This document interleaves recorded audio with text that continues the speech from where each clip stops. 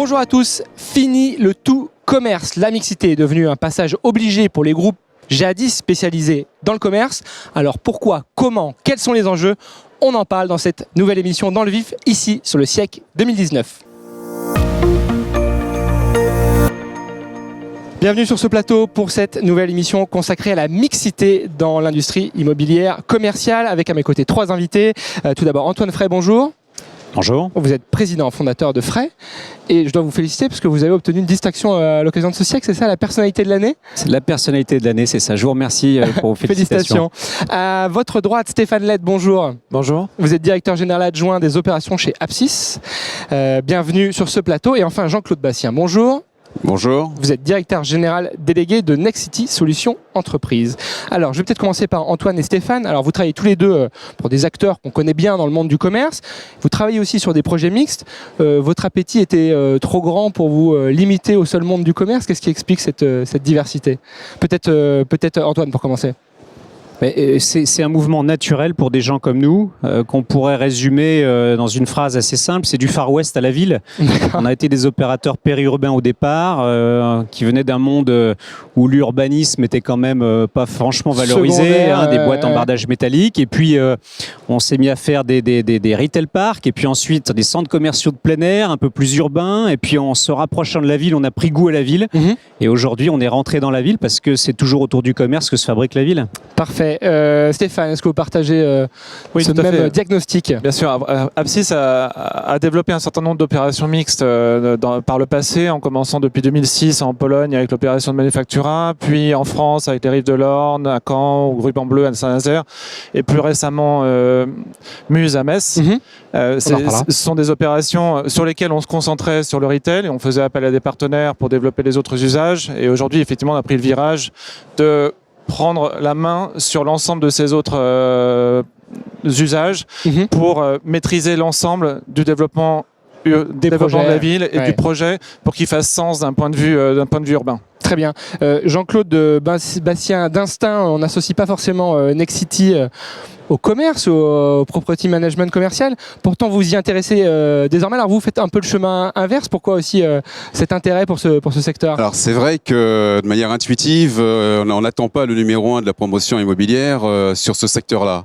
Et pourtant, nous avons des métiers complémentaires, notamment la gestion. Et dans l'activité de gestion, avant même de faire l'acquisition récente d'Accessite, nous avions en gestion locative et technique plus d'1,5 million de mètres carrés.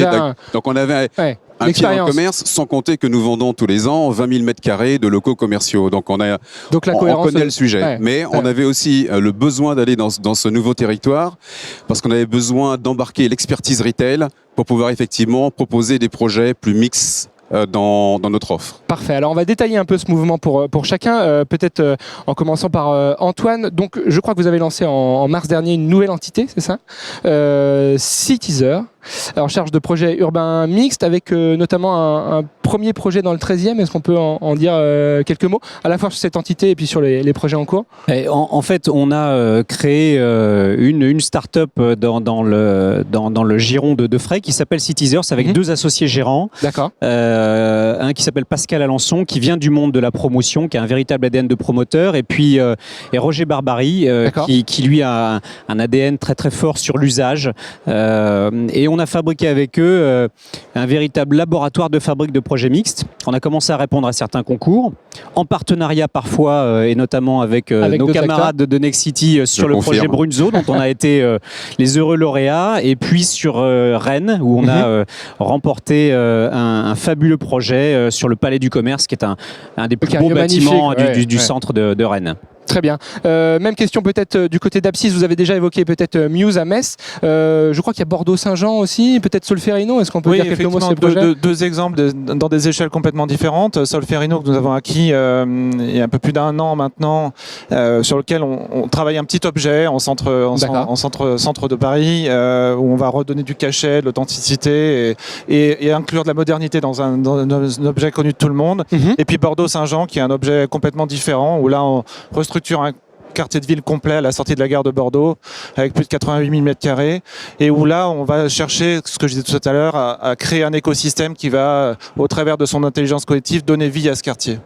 Enfin, Nexity, on l'a évoqué très rapidement, le rachat je crois la prise de participation majoritaire, pour être exact, au capital d'Accessite.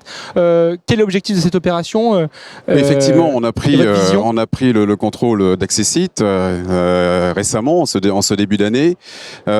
Comme je l'ai dit tout à l'heure, le sujet pour nous, c'est d'embarquer de l'expertise retail. Ça veut dire quoi? Accessite, c'est le premier acteur indépendant de son secteur.